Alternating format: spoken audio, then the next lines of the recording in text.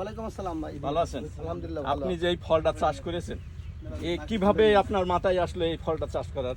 এটা প্রথমে অনলাইন থেকে দেখে এই বীজটা সংগ্রহ করা হয়েছে। আচ্ছা, এই ফলটা চাষ করে কি আপনি লাভবান? অবশ্যই লাভবান, অনেক লাভবান। তাও তাই কিরকম দরে বিক্রি করতে পারছেন? এটা 60 টাকা 70 টাকা কেজি দরে বিক্রি করছে। তাই একটা ফলের কতটুকু ওজন আছে?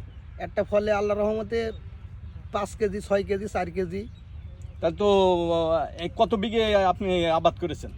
আমি এর আগে অনেক অল্পতে করতে গিয়ে এখন এবছরে করেছি আমি 22 কাঠা জমি। 22 কাঠায়। 22 কাঠায় কেমন আশাবাদী আপনি? 22 কাঠায় আশাবাদী আমি 4 লক্ষ দিই। 4 লক্ষ টাকা।